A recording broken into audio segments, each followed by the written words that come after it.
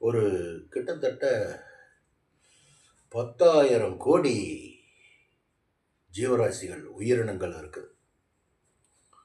அந்த உயிரினங்கள்ல விலங்குகள், விலங்குகள், பாம்பு, பல்லி, தேளு, பூரான், பூச்சி, கொசு எல்லாமே இருக்குங்க. சிங்கம், புலி, கரடி, குரங்கு, இனப்பெருக்கத்திலிருந்து அப்புறம் பன்னி, மாடு, ஆடு, குதிரை, இந்த மாதிரி மானு, இந்த மாதிரி எல்லாம் ஒட்டகம், இந்த மாதிரி எல்லாம் ஜீவராசிகள்லாம் கடவுளுடைய படைப்பில் இருக்குதுங்க. கடவுளுடைய படைப்பில் இருக்குது. நீங்கள் வேணா ஆராய்ச்சி பாருங்க. அது என்ன ஆகுதுன்னா, கடைசி பிறவி தான் நம்மளுக்கு. எல்லா பிறவியும் நம்ம அடைஞ்சிட்டோம். எல்லா பிறவியிலையும் நம்ம இருந்துட்டோம். கடைசி பிறவி, கடைசியாக நம்மளுக்கு இத்தனை பிறவியிலையும் எந்தெந்த பிறவியில் ஆறாறு இருந்தாங்கன்னு அது தெரியாதுங்க. மனிதனுடைய பிறவி, எல்லா பிறவிக்கு அடுத்த எல்லா பிறவியும் பார்த்ததுக்கப்புறம் கடைசியாக மனுஷனை படைக்கிறார் கடவுள்.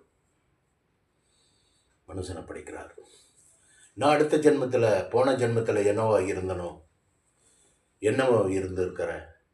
அதுக்கு அடுத்த ஜென்மத்தில் என்ன இருந்திருக்கிறேன், அதுக்கு அடுத்த ஜென்மத்தில் நான் என்னவா இருந்திருக்கிறேன், அது நமக்கு தெரியாதுங்க.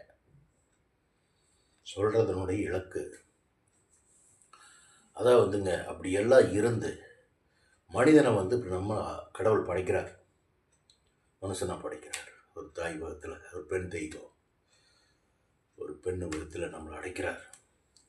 அடைக்கும் போதுங்க நம்ம ஒன்றுமே இல்லாமல் தான் வெளியே வர்றோம். ஒன்றுமே இல்லாமல்